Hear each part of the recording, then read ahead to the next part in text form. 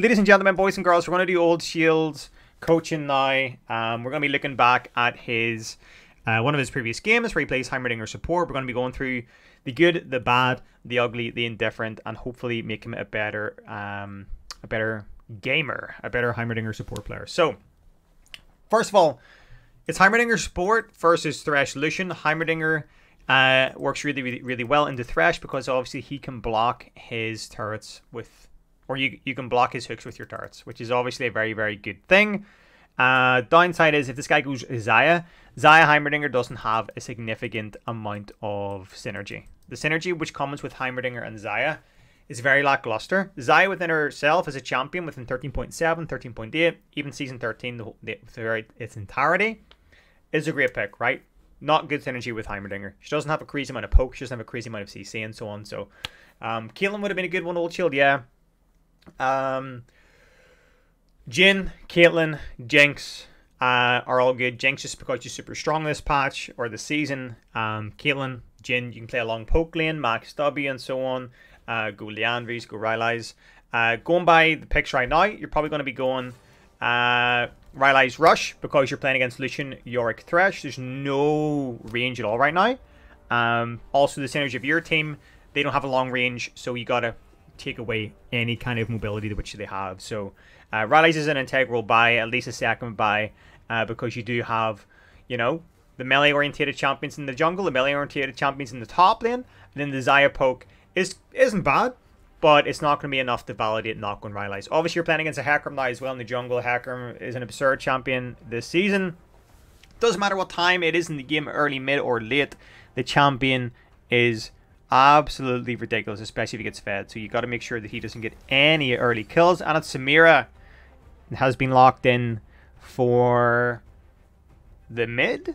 I'm assuming it could be if it's Thresh Samira bot lane, it should be a good game for you.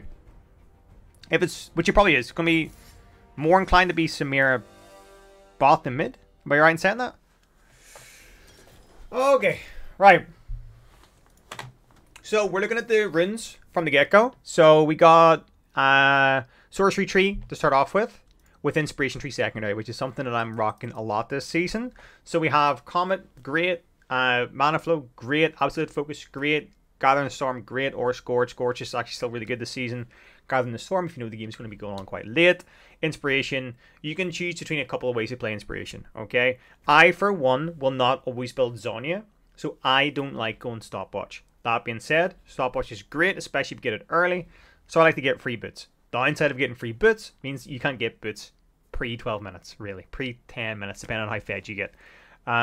Futures Market, again, is a really cool rune when implemented correctly, because it allows you to get ahead and potentially stay ahead.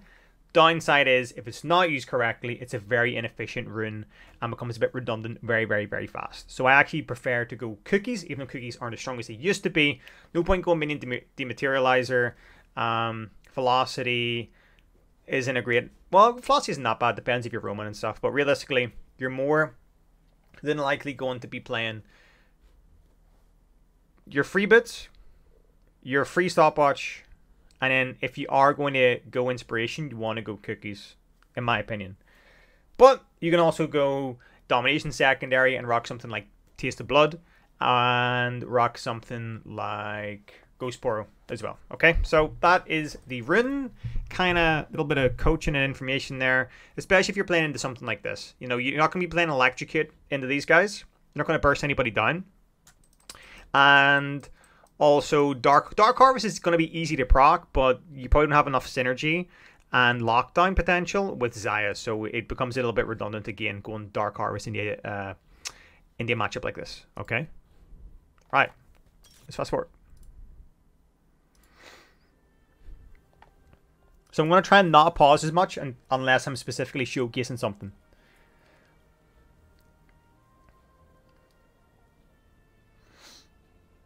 Already we can see Old Shield has the bug. Look, his turrets are completely off tune. His turrets are completely just out of whack. But I really don't like the fact that you have Xayah as your ADC. Xayah again doesn't really offer much to you. Although she's a really strong late game carry, and if she does get fed, she can run with it and potentially be the be all and end all, which allows you to then build Rylai's and build for Xayah quite efficiently. Oh, I missed their level 1 their level 1 field invade. Sorry. There we go.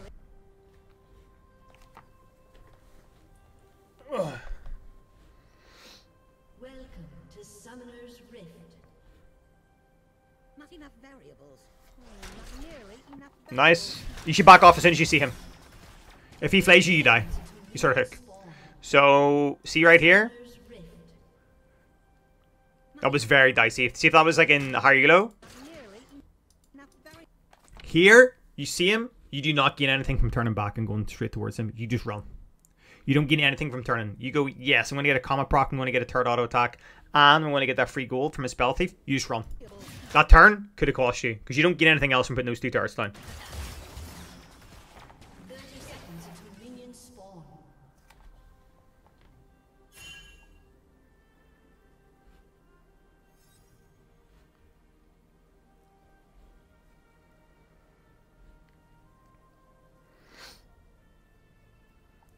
So, I feel that the matchup for Galio should be easy. Yorick Riven top lane could be a little bit tough, but bot lane, in the grand scheme of things, depending on how well Xayah plays, you guys should always have priority, and the trade should be way more efficient on your side, okay? You should be capitalizing on an early level 2, because if you go bot lane, once you give her a pretty good pull, you should be able to establish a lot of early dominance within the 3 bushes, okay? You want to try and establish a lot of momentum and movement around Alcove and middle bush from level 1, okay? You never ever, whenever you're playing Heimerdinger support, you never want to stay in lane. You want to be the king of the bushes. You want to be a bushman, a bush fondler, alright? You never want to stay in lane. Alright, so putting a word there, no reason. Putting a word there makes no sense, okay? Think how long a word lasts. You don't even know. It's level 1. You don't even know where anybody is right now for the bot lane or the jungle, okay? So what you should have done, you already face checked this bush, okay? Whenever you put the ward in. You're already committed to it. So you should have then just stayed around this bush, put a turret in this bush, but as close to the wall as possible, okay? The reason you put a turret in the bush is to stop the thresh hook. So the downside of it is if you're in a bush and it's already warded or you don't know thresh is there, is the threat of a hook, okay? So if you're in this bush, you just put a turret in front of your face, and then you can ward here. And then you can step up. Controlling here makes no sense. Controlling here is a big part. So you'll see whenever I play Heimerdinger support in the majority of my games, I want to establish a lot of control early in this bush. And usually if they're pulling red and you're playing blue side, you're going to get the lane way faster than they get the lane. So you can either sit and try early level 1, and then see them walk the lane that way, and maybe get an early third auto attack, and then some free gold. Or you can walk to this bush, put a turret here, here, not here, or else you'll screw up the wave.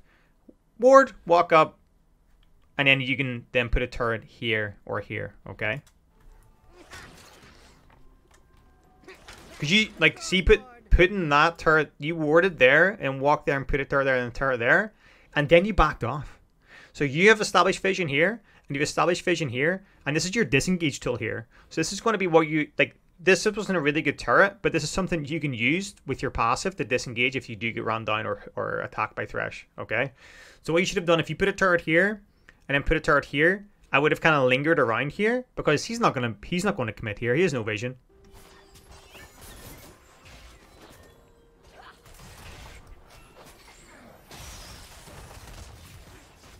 And now you're half health, okay? So you went out of the bushes.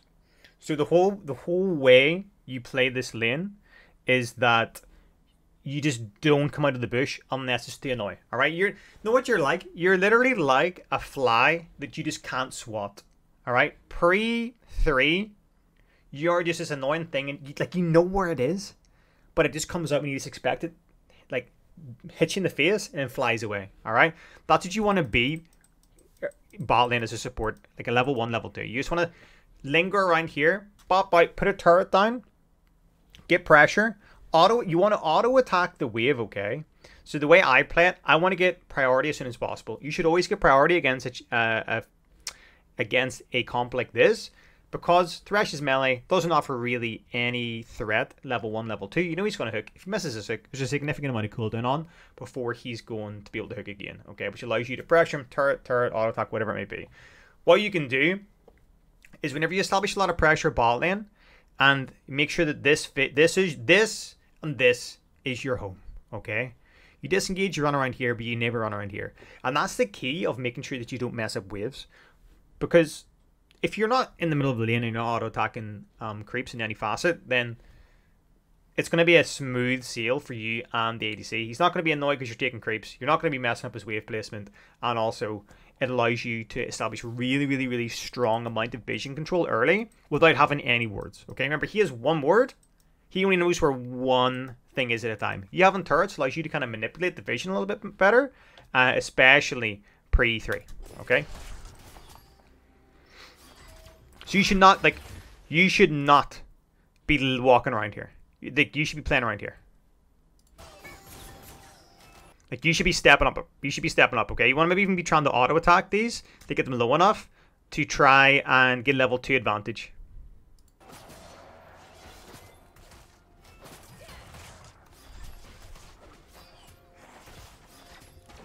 Because that's what he's trying to get level 2 advantage. He might go for like a flash, flay, hook combo. Where you have level 2 now. So what I would do is literally put a turret here. And start kind of lipping around this way. You still have way more CS than them. Because he's stepping up, he's looking for something. So if you put a turret there, forces him to back off, or into here. If you put a turret there and he forces to try and get some vision, this turret's going to attack him, or he's going to dip towards where you already have a turret in the third bush. And never throw a grenade unless you have a turret up.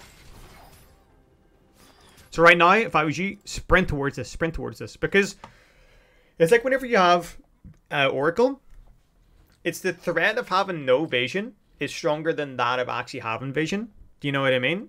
So like, you may have vision in that bush, but if they know that they don't have vision in that bush, then it's far superior.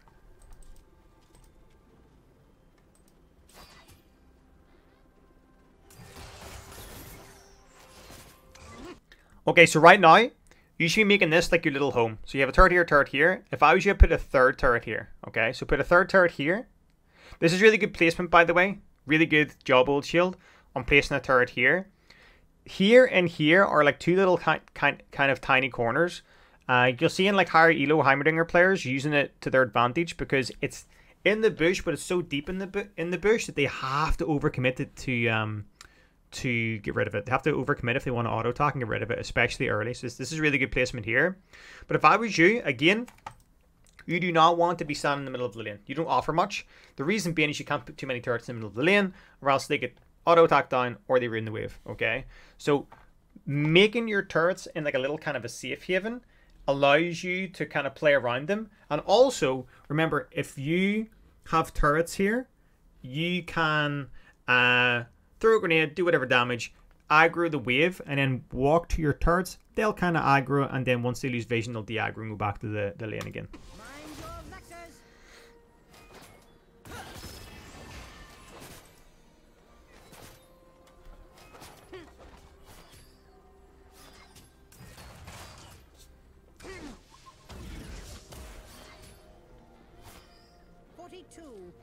You see, I like having cookies as well instead of futures market because it allows me to just... That doesn't make any sense doing that, by the way.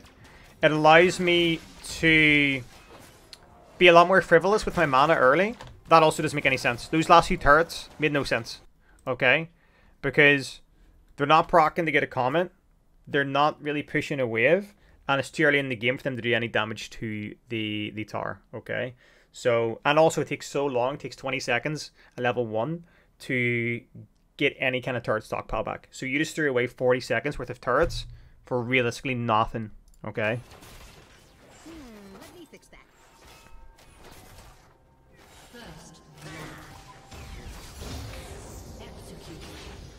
And also, your mana usage on your E is so big for it to only hit one person. So that's why whenever you're throwing your grenade early, you want to make sure you follow it up with a turret, okay? And the reason being is because your mana reservoir is so small early. It's like 500 mana. Hey, Black Wolf off the stream. Your mana reservoir is so early, or so small early, that you want to utilize as much as you can and be as efficient with your mana as possible. So you usually find a lot of auto attacks go into play, especially against something like a Thresh or a Smira, who you probably have very similar range to.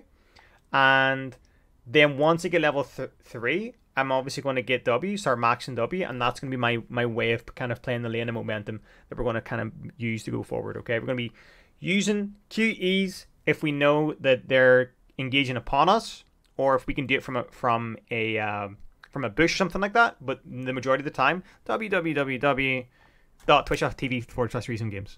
Anyway.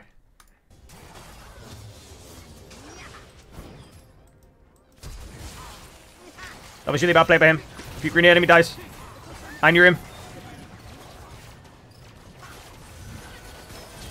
Oh!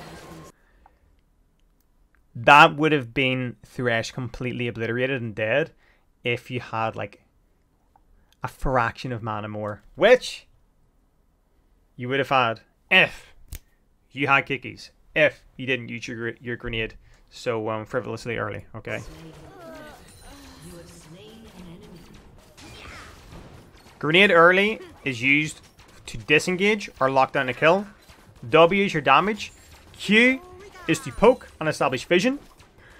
And also to block skill shots, okay?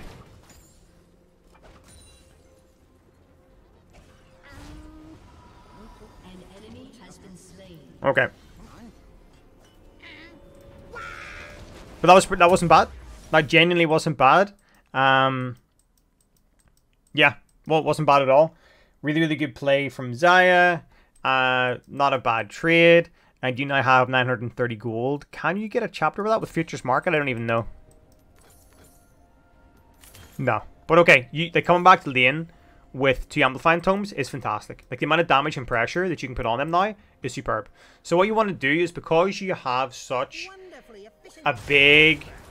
Nice. So because you have such a big advantage when it comes to the damage that you're going to do to these guys, you want to play very, very aggressive, okay? You should be playing aggressive anyway whenever you're playing against such a low-range matchup like Samira and Thresh. But now you want to really ramp it up, okay? Vision control. Oh, could collapse upon him.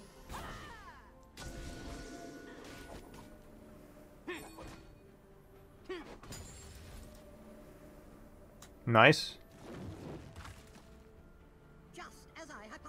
Okay, now you need to sprint to help Xayah. That was really good, though. Right, so what I would have done there...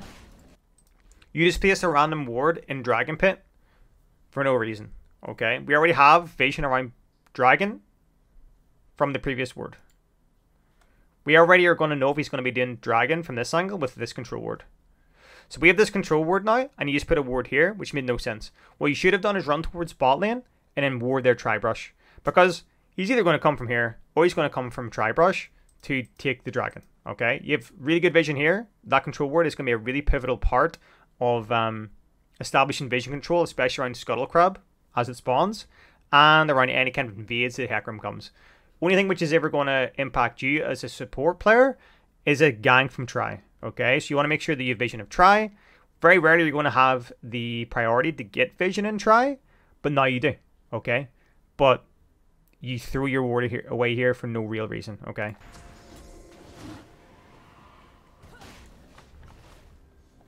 So because you know where they are, you could have just ran straight down river and helped Xayah. But better to be safe than sorry, you know? Goggles on. It's smaller than the diagram. Nice. That was nice. Then you just walk up and put a turret. Nice. Okay.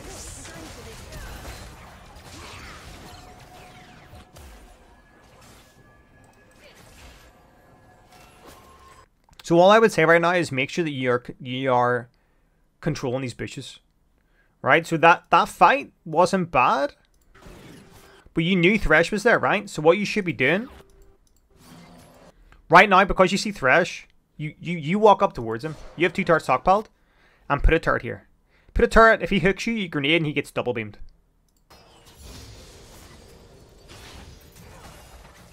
Wait, why is there a big... Wait, why is that in the middle of the screen? Wait, what? Why is this here?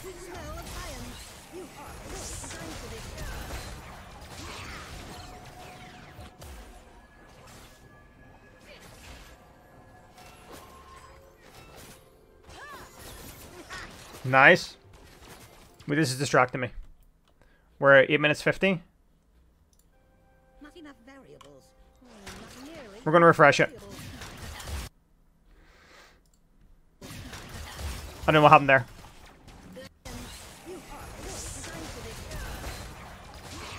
The W, back off, back off. Nice. You just, like, the only thing I'm going to say to you is that you need to make sure you step up and you control this bush. Nice. Now you can stay in that bush. You can stay in that bush. You put another turret in that bush. So you have one stockpile, you put one here. And you can stay in this bush. You have in a line, so you have a really strong disengage tool for your passive. Okay, turret here, you can run up and along here, you have flash as well. So you can stay here and just keep poking. Okay, and the wave's always going to bounce back. But so far, like, you know, these are really, really minor things. I hate whenever I see people's coaching sessions and it's them just berating and kind of just like tearing them to pieces for 30 minutes. A coaching session shouldn't be like that. Or a breakdown of a gameplay, unless you're doing something absolutely idiotic, fair enough, but... So right now, you should be in that bush. You lingering in lane doesn't do anything, okay? You're not the APC. Because you just saw Thresh walking in that bush. If you're already in that bush, you could have like, grenaded him and then walked away. And now he has control of that bush again.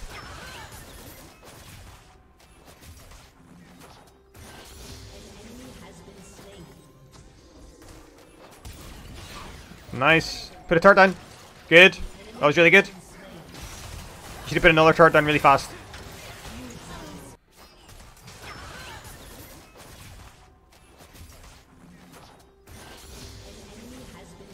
This was actually really good, apart from like one small flaw. So you put a turret down here, because you know he's going to grab the lantern and then potentially hook or fly. Then you put another turret down right now. Because he's always going to follow up with a hook.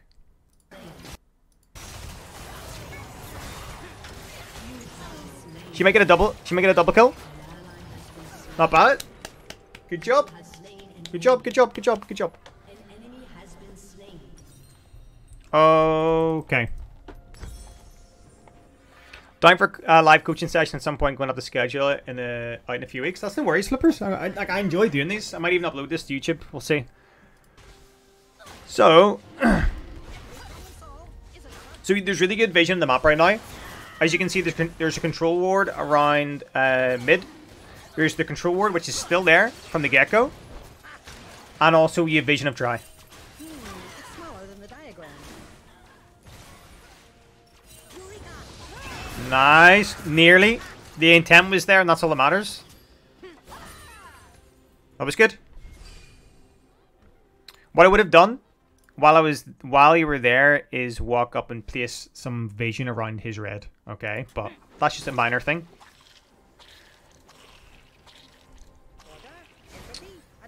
And all you have to do now is kind of hold the wave, hold the lane until Zai gets back to lane. You shouldn't be able to get dove here because you do have a stopwatch just in case, and you have flash. So if they try and do anything spicy or crazy here, they should die. Also, Vi's hovering around Gromp. Okay, you should run towards him right now. Nice. Okay, not bad. Oh, okay. Vi is trying a lot of spice. The intent, the synergy. Nice. Okay. Okay. That wasn't bad. Well, now you're level 6, you can look at spice engages. Okay. Downfall is whenever you're playing against Samira, she has a win wall. You don't want to be putting all your eggs in one basket, going for all W's, going for all grenades, if you know that that's up. Because then what's going to happen? She's going to knock it away and completely remove any kind of kill potential that you have. Order, entropy, a never-ending cycle. Also, do you play locked, Old Shield? It's hard to get, like, if you play locked screen, it's very hard to get used to not playing with it if you started off playing with it, but it's definitely something that you can learn from. It's not locked? Okay. Okay. No, it's not locked. It's not locked. I'm talking crap. I'm talking crap. This looked like it was whenever you were chasing after Lucian. Well, right now, like, you should be, if it's not locked, you should be clicking kind of a bit further down from where you're wanting to go, if you know what I mean. Like, you should be clicking on Lucian. Oh, he goes for it. Oh. It's smaller than the diagram. You maybe could have committed to kill him there. Okay. Not bad. Also, I've genuinely started rushing Rylai's a lot more. So I've just realized I've been paying attention to builds. So you're obviously going Leandries, which is great, and it's the main mythic that you should be going against something like this. We spoke about it in the Champion Select, but they are pretty much all melee orientated, no range at all, very, very low range. Leandries is great. But Rylai's is such a cheap item, and such a really, really strong item. You don't have any synergy with Xayah, but because she can obviously snare with her E combo and her ult and stuff, Rylai's early is really, really good. Especially whenever you're playing against things like Vi, who can just ult people down and stuff. So this would have been a really strong Rylai's rush game. Because whenever you first recalled, with Futures Market as well, dude, having Futures Market Rylai's, that actually might be something I'll try for a YouTube video. Because you can get Rylai's is a cheap item anyway. Dude, so being able to get Rylai's for maybe like 2k gold early could be really, really, really big. Not nearly enough variables.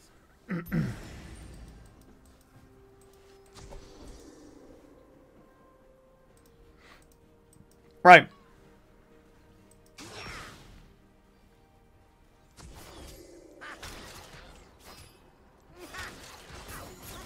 So commit. The only thing I'm going to say so far that I've noticed wholesale is you don't commit.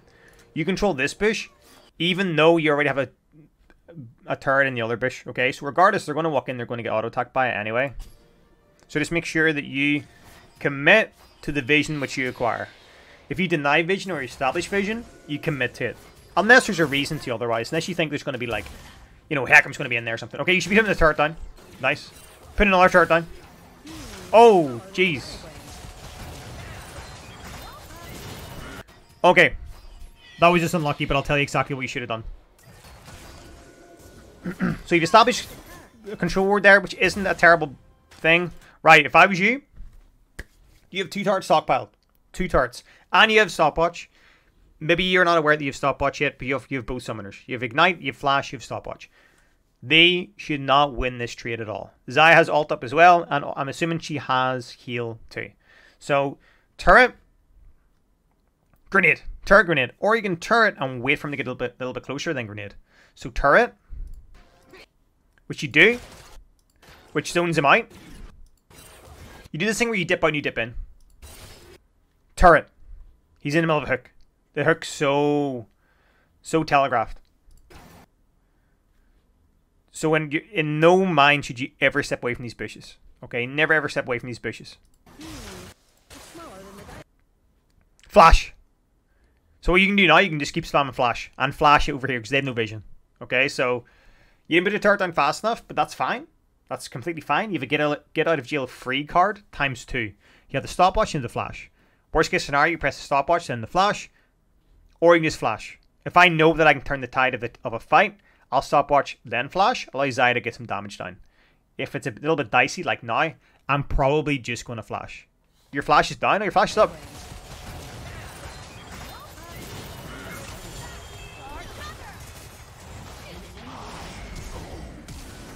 Oh! Oh! That was a really nice play from Xayah. So that was just a bit of a dicey fight, okay? Just make sure that what I want you to kind of take from this is the embodiment of Heimerdinger support is oh dude, Old Shield is the type of person that you want in your game. The man just typed sorry I effed up to his ADC. If that isn't an accolade and something that should be held highly within League of Legends community, I don't know what is.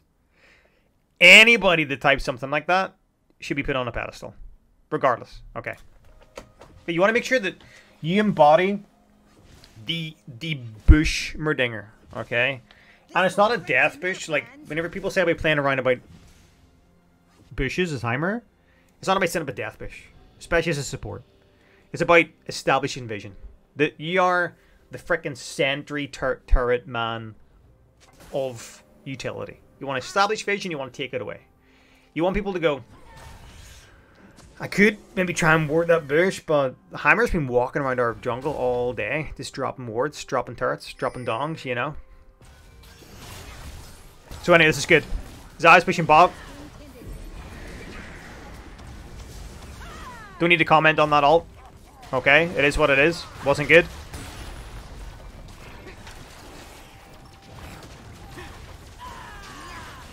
And then if I was you, I would throw like a little ward over the raptor pit. Oh, there we go.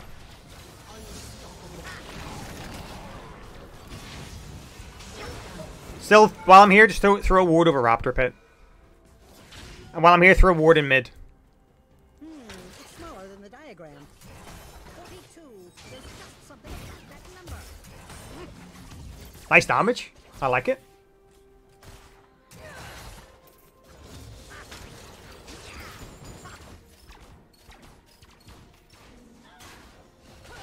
Okay, Zaya's dead. That's fine. What I'll do now is she's dead. Forget about it. Recall, get Leandry's. You get in there in time, it's not going to do anything. Yeah. Okay. I'm looking at the map, I didn't even have to click to see. I knew she was dead. So what you do, you recall, use that time to efficiently recall and get Leandry's. Unless... Ah, dude, if you had gotten the killer, that would have been insane. You're surprised he did a really, really crazy amount of damage to not be super ahead. Although you are, dude, you're 2-2-3. Nice. Nice. See when you throw a grenade like that, you commit. Everything should have intent. Okay. Nice. Nice. Nice, nice, nice, nice, nice. Okay, okay, okay.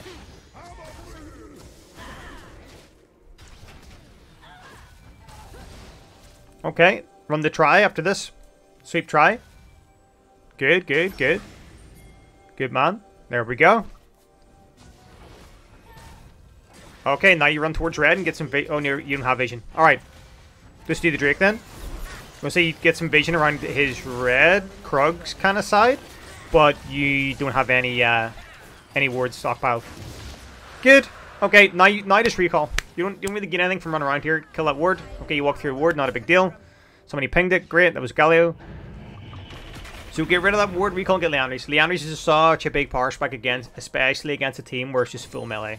Your damage is just going to go through the roof, and Zaya can wait. Alright, she can freeze the wave. You're already doing pretty good in terms of experience, and the longer you wait to recall, you're not going to gain anything. Okay, you're just putting yourself, not behind, but taking away potential kills, or putting yourself in a situation which could have been way more advantageous. Okay. That was a good amount of damage. But if he had Leandry's, he was down to 20%. Easy. So again, just recall. Recall, recall, recall, recall. So you don't know what, at this point in the game, you don't have to completely synergize with your recalls in relation to your ADC, okay? You obviously want to stick to your ADC as much as possible, but when it hits 15 minutes, go and help other lanes. Galio's getting pushed in. Oh! Zonya!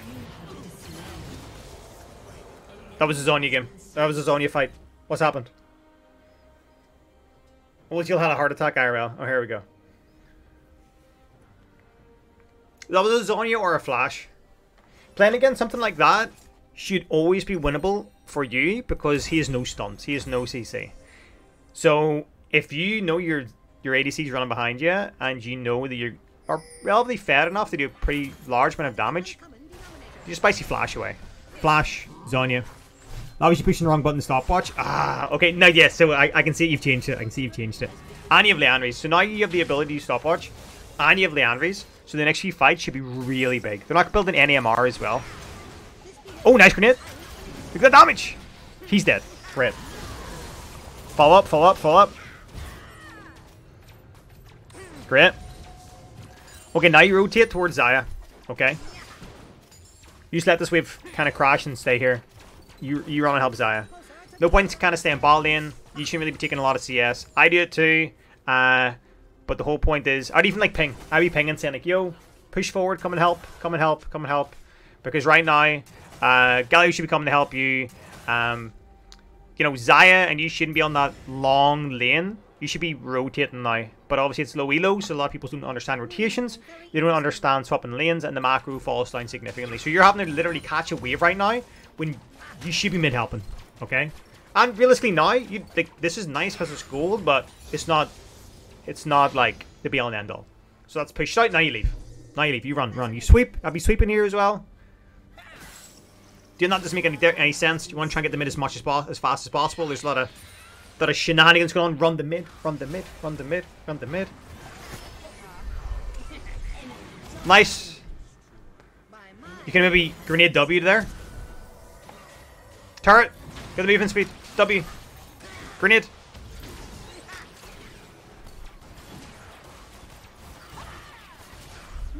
It's smaller than the diagram. Now I'll be rushing a Rylai's. Okay. Rylai's in this team comp is just S+++ tier. If you land an alt grenade, followed by, oh jeez, alt grenade followed by like a Xayah ult followed by a Riven ult, like the synergy and potential you guys have in a 5v5 or a fight around an objective, it's just so lucrative. It's so good. So you're not really again going to be gaining much from going around here. Maybe drop some vision. There's no point going top. You shouldn't be catching these waves. Obviously, you know, you mean well, but from a macro perspective, it doesn't make sense. It makes sense for you to just stay mid. Obviously, I know, you know, Yorick is doing Yorick things. He doesn't have a hull breaker though. He will take a lot of resources top lane, but you're the support. Okay, you're going to catch some waves. It is not your job.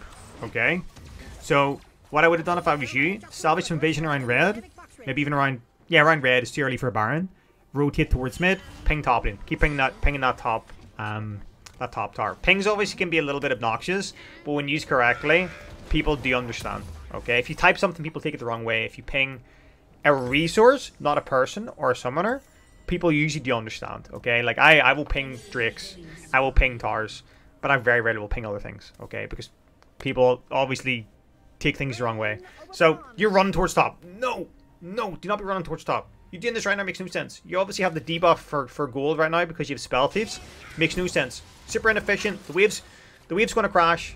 It won't take the tower. Tower will kill it. The wave's coming soon. There's literally an objective up. You're doing nothing right now. You should be sprinting towards that Drake. There's no vision around Drake because you're the support, okay? You need to try and establish some support around that Chem Drake. Chem Drake's a really strong Drake, especially for your team comp. And nobody can really step up without you. Because think about it. If you step up with your turrets, you can make sure that you counter Thresh's engages and Thresh's hooks, just like that.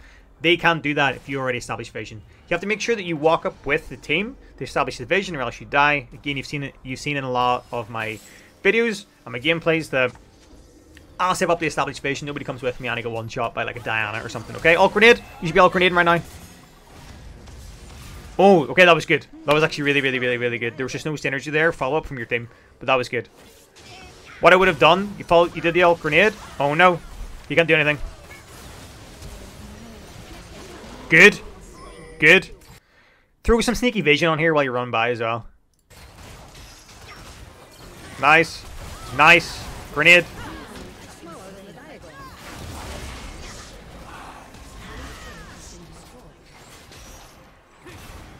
Hey, auto attack finish. Auto attack finish.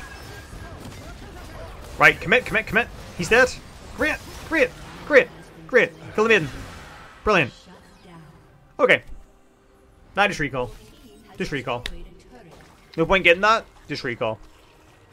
In fact, I will walk to Tribrush, drop my vision, drop my control ward, and try, and then recall. That's what I would have done. You keep like you have like nearly 70 CS as a support. 20 minutes into the game, which is a lot of CS as a support, especially if you're an AP mage. And obviously there's been points in the game where you're not really leeching resources from other people. It's smaller than the diagram. Old shield. Talk to me, why did you do that? Talk to me in chat why you did that. I need to know. I need to know. That made no sense. You meant to use rockets? Wrong button? Okay.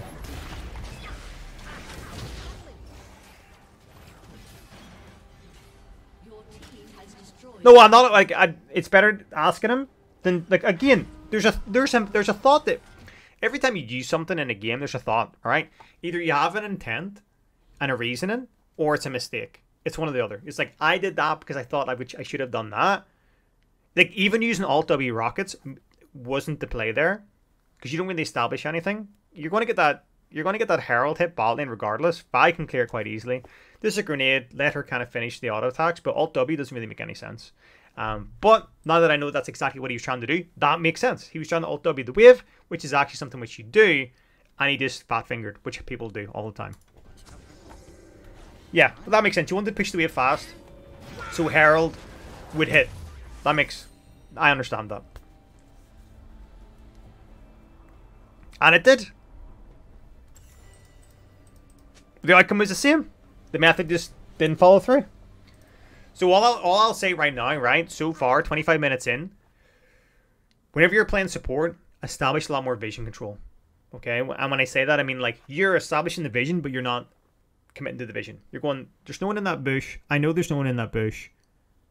But they don't know that I know there's no one in that bush. So then you step up, you put a turret down, you block any kind of skill shots which are going to come your way. You have a turret behind you for a disengage, and then Thresh will walk up to put vision in and go, oh fuck, there's a Heimer there. Oh, back off. Oh, we can't go in that bush, there's a Heimer there. Okay? Do more of that early, right? Do not take as many resources as you are in terms of CS. Catch waves, 100%.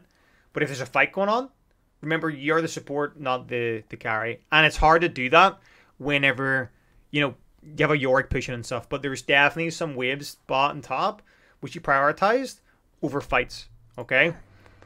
And it's actually nothing really to do with you taking it from anybody else, but it's so inefficient because of this little debuff that you get.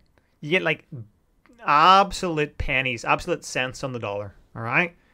Because this is the game saying, stop taking resources, fuck off, all right? But so far, like your movement and your micro and the way you approach fights is actually quite good on Heimerdinger. It's just really like small little macro changes here or there. And it's because Heimerdinger as a support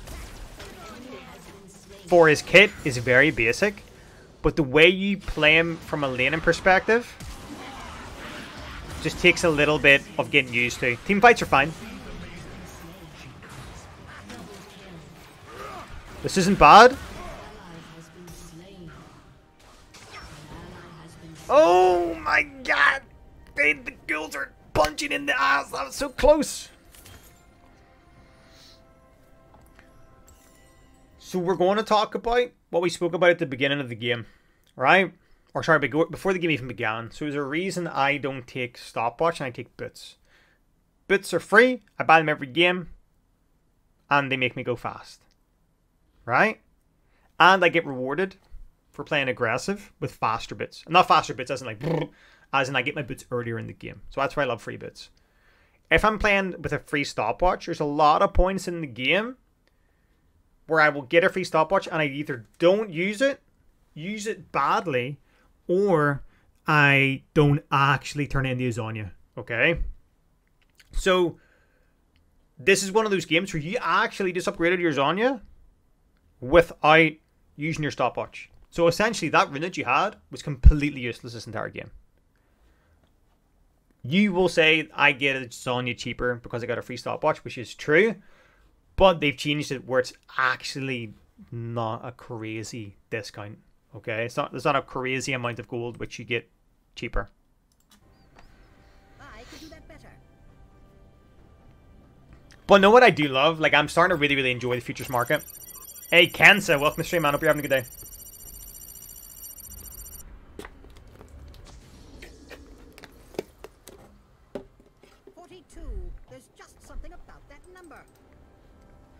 You pushed the button at the wrong time, or you would have used it. Oh, so that is true. That is true. You're completely right in saying that. Nice.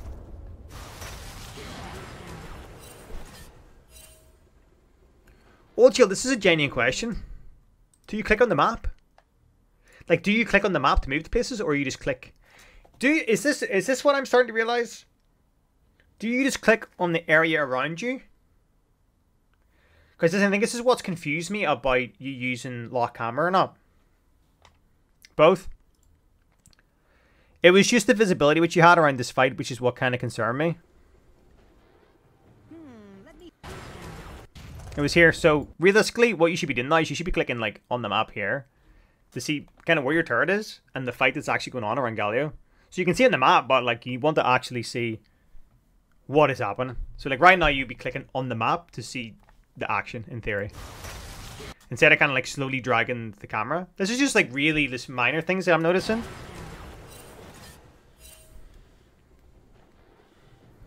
Let me fix that. Their Yorick is really big. Okay, you should be able to go up to him now. All grenade, all grenade, all grenade, all grenade, all grenade. All grenade would have been fantastic there. W, good. Be very wary of using your Zonya and your flash. I don't think I've actually seen you flash once this game.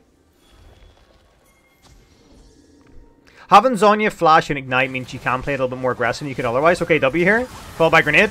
Nice. Okay, she windmilled. Zonya. Nice. Flash here. If needed. Okay, you don't need to. Flash here. Oh! Oh, unlucky, unlucky, unlucky, unlucky. Okay, nice cleanup. Nice cleanup. The reason it would have flashed there is it would have allowed you to kind of walk this kind of direction and they would have lost vision of you. But that wasn't a bad fight, to be honest. And I like the positivity, man.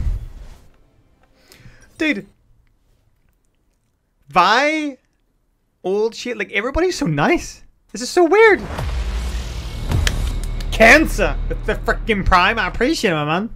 Thank you very much. We're in the middle of a coaching session. This is probably go on YouTube, but I appreciate it, dude. Okay, that was good. Yeah, I'm loving seeing the positivity in chat.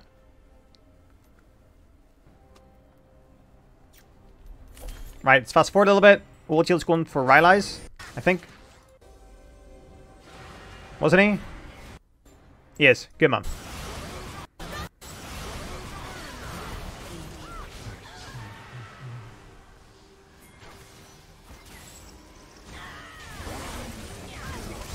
Nice. Really nice. Okay, turret.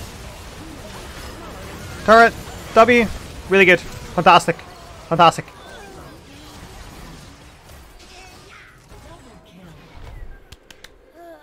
I think if you didn't wait for your grenade there, Lucian would have died as well, but that was good. That was really, really good. You're 5-4-13. Respectable. You should have just stood in front of that and tanked that in its entirety for Riven. He's dead. He's dead. Is he dead? He's not dead! Dude, he must have survived in like 1 health. Okay, right. So right now, you're probably going, what do I do? You go and establish some vision around Baron. Okay, so maybe put a control ward here. No point putting the ward there. You want to put a ward here? Oh, okay. I wouldn't have put a ward there. I would have put a control ward where you put this one. I would have put a ward there. And I would have put a ward there. Not optimal vision, even from me, from telling you to put it there. But it has low opportunity cost because you don't want to overcommit and go too deep with vision in case you get ran down by a Hecarim or something weird, okay? Okay, now you recall. This is what I'm saying about taking too much resources. You don't gain anything from staying here, okay?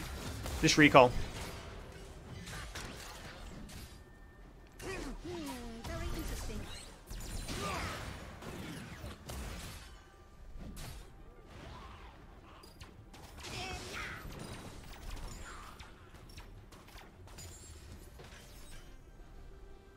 So you like what I've noticed is like whenever you leave lane, you start kind of slowly playing as if you're a mid laner or a top laner or like an APC. And the reason like you would recall quite a lot is to get your wards back, okay? So whenever you're playing a champion as a support, be very wary of your stockpile, not of turrets, but of wards as well, okay? Because if they start fighting around Baron and Thresh removes his vision, the only way you have of establishing any kind of vision for your team is going to be your turrets, okay? Every problem solved is another revealed. Although we're slowly moving towards a Rylai's, like he must be kind of hitting close to that amount. Maybe 1.9k, is that how much you would need? Can't even remember. Order, entropy, a never-ending cycle. Or 2.1k. Okay, walk towards Zaya. Like, this is where I'm saying I'm clicking on the map. I have no idea what's happening to Zaya right now, but I know she's getting clapped. I knew it. Now, what was the question again? Okay, so what you want to do is this fight, you want to make sure that you're the one using a grenade. Oh, grenade, oh, grenade, oh, grenade, oh, grenade, oh, grenade, oh, grenade, oh, grenade, oh, grenade. Nice. Humongous. Crazy synergy. Crazy synergy. Drop an ignite. Okay. Really good. Not a bad grenade. Turret. With the grenade. It's on you. Nice. Okay. Now you just recall. Or maybe not. Oh.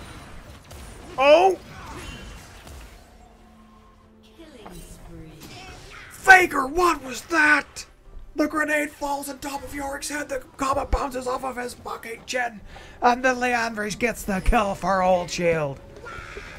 Right, let's see how close you are to Rylai's. Okay, you got Rylai's, 2.2k. It was close. Right, you got 2.2k, you got that vision, control, you got 2 control wards, dude, let's go. Now you got to make sure you lock in this Drake. Okay, so walk towards Drake. This is for Soul.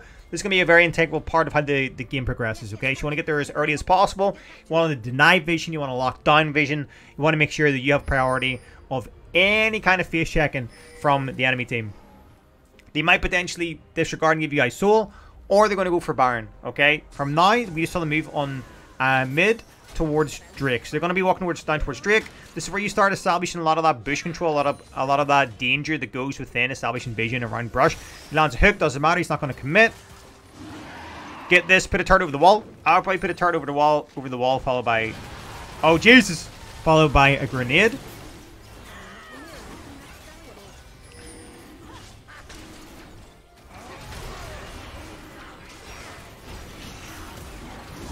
All turret. Yep, grenade. Grenade Samira. You should have grenaded. You are overcommitting when you should be committing, and committing when you should be... Yeah, you're disengaging when you should be committing, and you're overcommitting when you should be disengaging.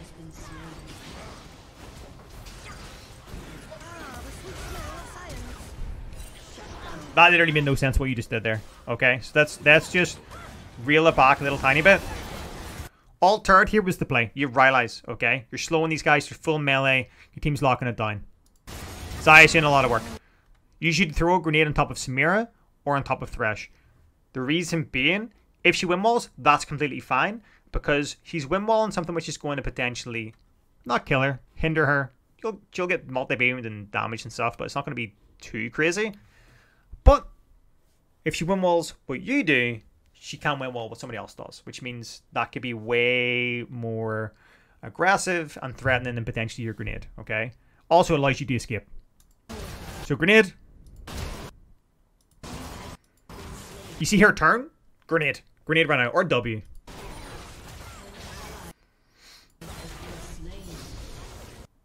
This is what I'm saying. So if it was me, I'd be clicking on the map right now to try and see what exactly is going on. Are they too low? Are they low enough for me to like take this plant as a sweep to come back around again? Or do I need to like just get out of there? Get out of there, recall, and make sure I start defending lanes, okay? Because Thresh just died. Samira's bound to be low.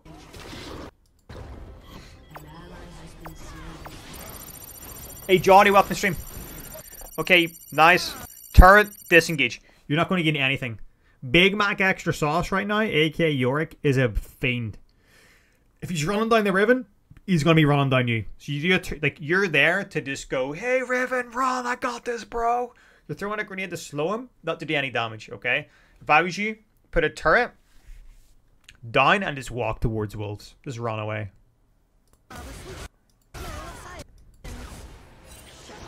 That was just a bad decision.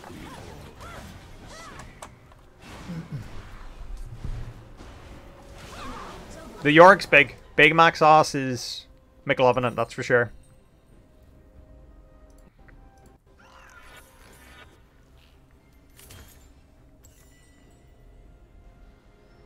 Okay. Right. So now in terms of build, it's quite late in the game, but I'll probably go something like Shadow Flame. Why use an ult? Why use an ult? Okay. Nice. Right, rotate towards mid. I would start going mid. Make sure they don't take mid tower. And then rotate close to your red and try and establish some Baron vision.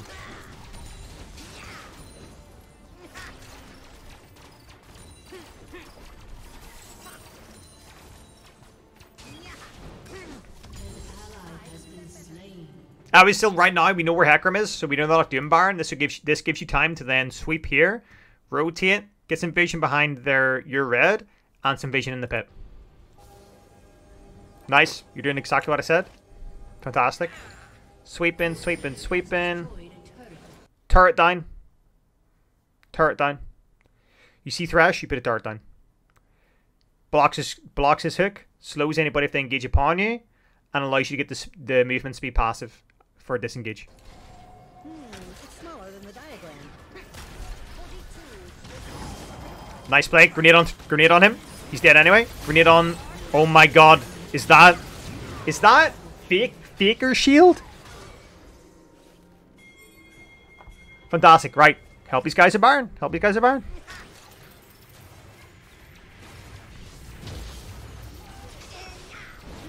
Take the plant. Take the plant. Take the plant. Take the plant. Take the plant. Take the plant. Take the plant. Take the plant. Take the plant. Take the plant. Take the plant.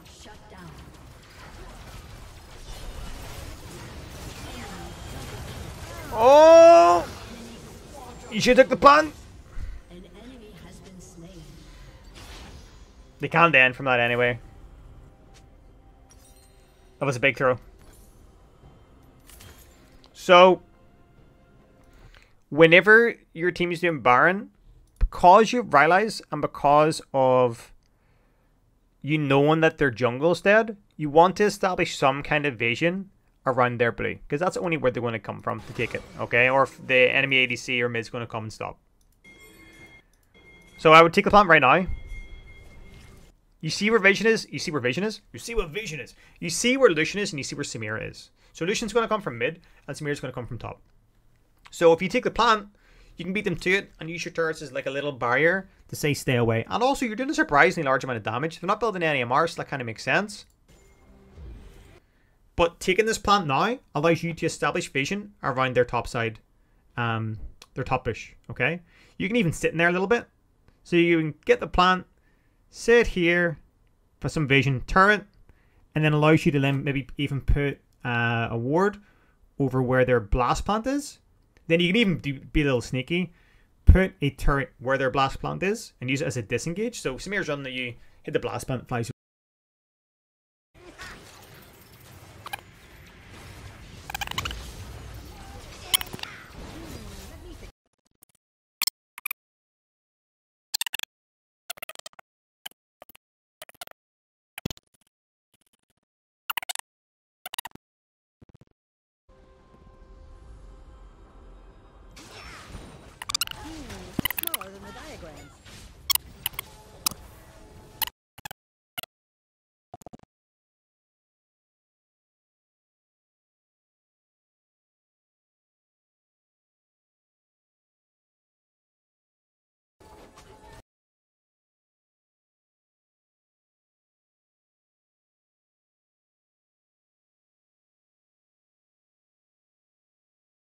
We back, baby. We back.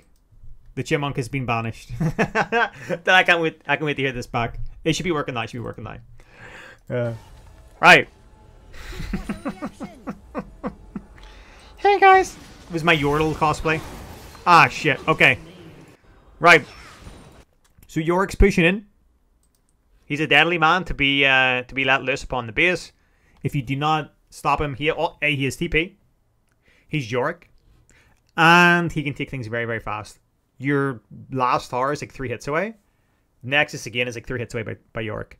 So that's one thing you need to be very, very wary of going into the rest of this game, which obviously doesn't last very long. But I'm gonna try and take an unbiased approach the way I look at the rest of this game, because I know it's only 2 minutes left. Right. So right now, you know they're on Baron. You know they're going to potentially do Baron. I would do exactly what you're doing. Step up, clear vision.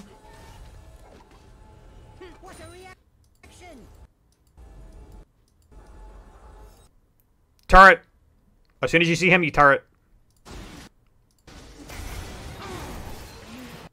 To be honest, I would have made the exact same mistake. Okay, so that is the downfall. You didn't have Flash, you didn't have Zonya, and you're against Yorick Akram. You instantly die. So the only thing I would say is whenever you're trying to establish vision or deny vision this late in the game, the opportunity cost if you die is so big. You die, you potentially lose the game. But then again, it's kind of up to your team to follow with you as well. You know, you're the support. You're the one that's going to go and get the vision and deny vision. Them kind of all fighting around really crappy parts of the map doesn't really establish anything. Yeah, it happens. It happens to me every game. They just have to stall this out long enough and not be really, really silly in their engages. Just realized the Wardstone buy. I truly believe that Wardstone is a meme. Percentage based, it sounds good and looks good. But realistically, from like, I don't think you put enough words down to make Wardstone something you need to really think about. But also, in the grand scheme of things, it makes way more sense for you to probably go, in this game, Morello's or Shadow Flame. Probably Morello's because you're playing utility. Maybe Shadow Flame because you're not building a crazy amount of MR. And they are going to have those shields sporadically around their team, I guess. But I don't think Wardstone is something you should ever buy on Heimerdinger support. I don't think it's something. Your vision per minute is 2.3. But you're placing boards, I guess, but like they're not really establishing a lot of like context and impact in the map. But it's just potentially this game that I'm looking at, you know what I mean? I personally would never ever buy Wardstone. There'll be games where it's worth. There's games where it'd be worth, right, buying, but it'd be so minimal that I would never ever prioritize it over so many other items. So, you know, that's going to be your final buy. Like, Wardstone, this is your last item. Rabadon should always be your last item if you're going damage, but it's so expensive that you'll very rarely get it. If it's a hefty regen, lifesteal-orientated team, Morello's. If they're building a lot of MR, Void. If they're sporadically, you know, having a little bit of MR, but they're not so tanky that you need to prioritize Void, and they're able to be bursted down, potentially like a Lucian or a Samira, then Shadow Flame. But I truly, in this instance, would more than likely go Morello's, because I doubt anybody else in your team is building any kind of Grievous. But every game is different. Everybody's playstyle is different. And this is the mantra that I try and get across whenever I'm talking to anybody about anything. Okay, some people play Heimerdinger significantly different from me, and they're maybe higher elo. Some people play Heimerdinger significantly different from me, and they're lower elo.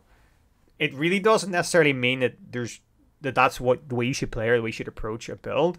But whenever you do build or pick your runes, you look at the game as a collective, whether it be your team, the enemy team. The point of the game is, you know, how long is it going to take you to get this? What's this going to do compared to this? And so on and so forth. You evaluate where you kind of gain from each kind of gold spent.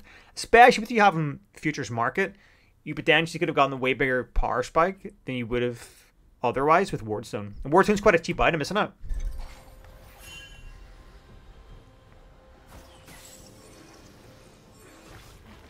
I want to see how this fight happens. I personally love Wardstone only for having 2 control wards and keeping large vision control of the map. But it's definitely all about the playstyle you want. It's weird. Wardstone's 1.1k. Well, then what you could potentially do is buy Wardstone. Hear me out. Buy Wardstone. Keep it there. You have Futures Market. Because it counts as a complete... Is it a legendary item? I'm talking... Like, I genuinely don't know. I'm assuming it's a legendary item, right? Because if it's 1.1k, right?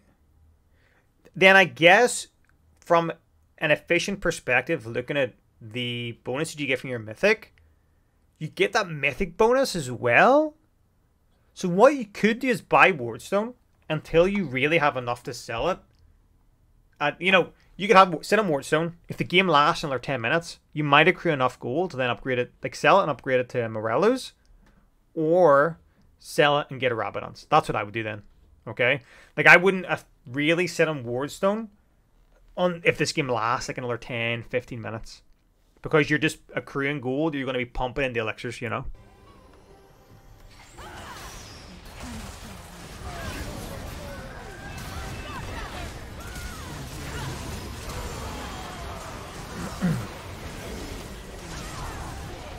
Oh, jeez. This is good. It's not good. I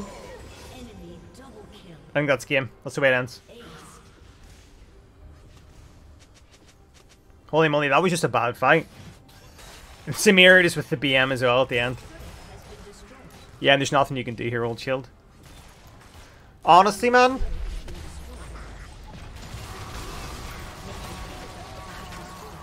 Honestly, man, you actually played really well this game.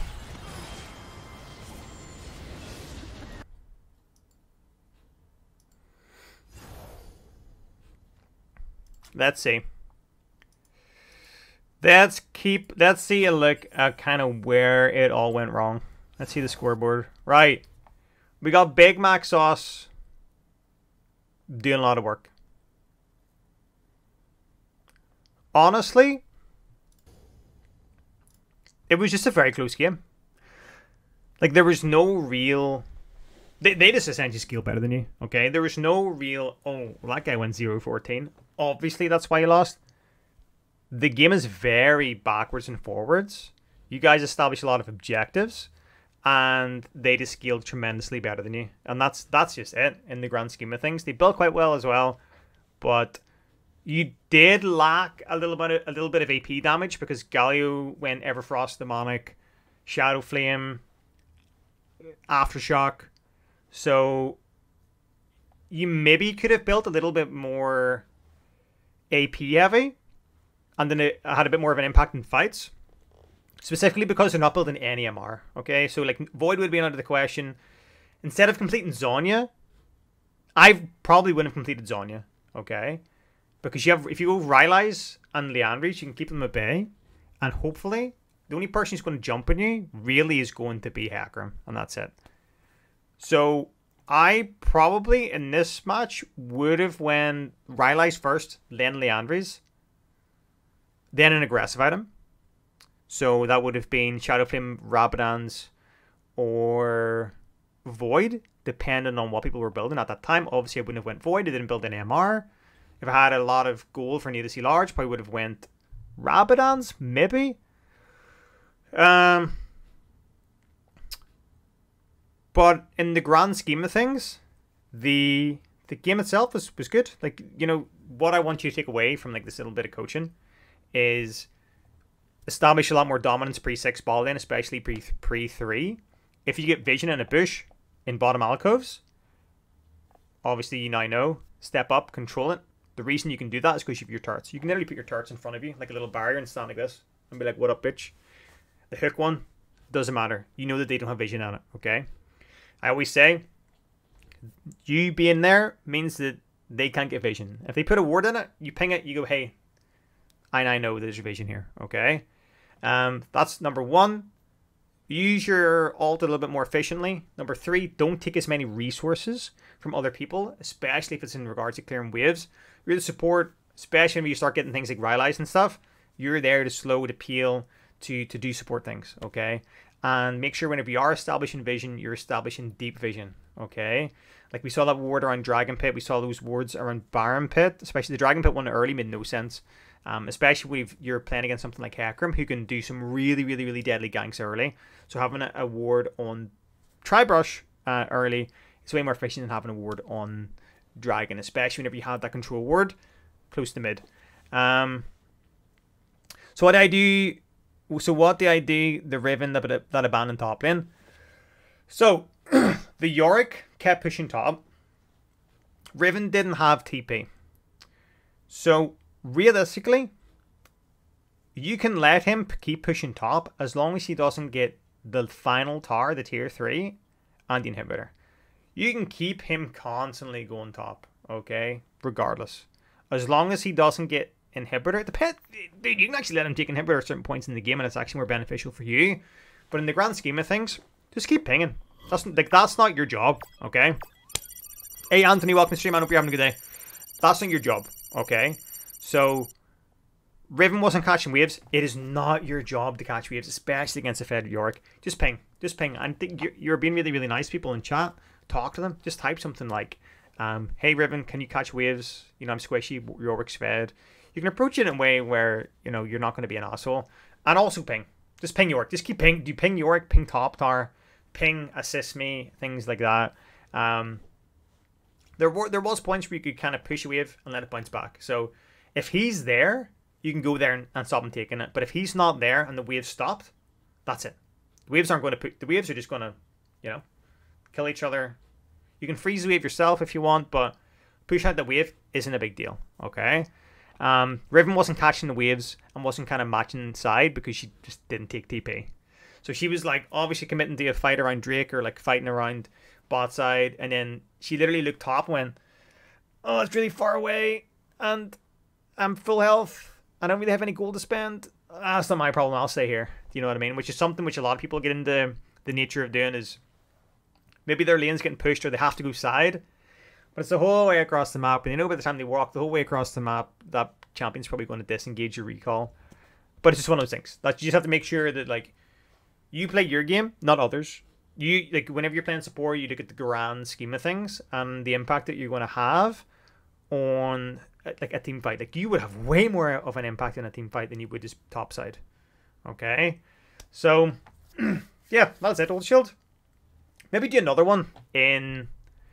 Maybe do another one in like a month. Okay, and we'll kind of take it from there and see if you've improved, because we have had a couple of coaching sessions in the past. But oh, and Rylai's Rush against a full melee team is a really, really, really strong buy. Cheap, you get it early, and Rylai's is just insane on Heimer. That's why people still do it. Like Heimer's been nerfed to the ground, and well, not nerfed to the ground. That's an exaggeration, but Heimer's been nerfed in support. But he still played in some pro play. He still played a high elo by people who don't even play Heimerdinger because of how big of an impact his turrets have with Rylai's. I think eventually, honestly, later down the line, they're going to probably reapproach the way Heimerdinger's turrets proc things. Okay, because Heimerdinger within itself as a champion is ass, right? But it's the fact his turrets proc burns, his turrets proc slows, and so on is what makes him a utility monster whenever you play in bot lane, and it also procs Gravis as well. So, yeah, like that's why Rylai's is such a really, really good item bot lane. And Muscle Memory made you go to Leandry's. Muscle Memory makes me build Leandry's as well, man, every time. The Muscle Memory nearly sometimes makes me buy a Doran's instead of a Spell Thief. I know for a fact if it wasn't there in the shop whenever I was playing support, I would buy a Doran's every game. I would do it. I feel you can 1v2 with Blast and Wand and Amp as a support. Beautiful build path. Well, that's it. You know what I mean? It's not as if whenever you're rushing a Rylai's that you're having to go, ugh, I'm playing support, have to build slows, have to get my mythic second. It's like, dude, if you recall and you get a Blast one on your first back, you're coming back and you're decimating people. Downside is you need to be way more efficient with your mana, and that's where getting the cookies comes into play. So trade-off of getting a Rylai's early means that you need to be way more efficient with your mana because you don't have the chapter to rely on. Do you know what I mean? So when you get a chapter, you know that every level you're getting that little burst of mana back. But with mana flow, you know, utilizing your auto attacks and making sure you're not just kind of frivolously throwing out W's and grenades here or there. Like, you can do it. You can do it. Like, the damage you do with Blast Wand is crazy. So yeah, like Anthony was right. Blast Wand, Amplifying Tome, or if it's a high burst bot lane, I actually take a complete different perspective.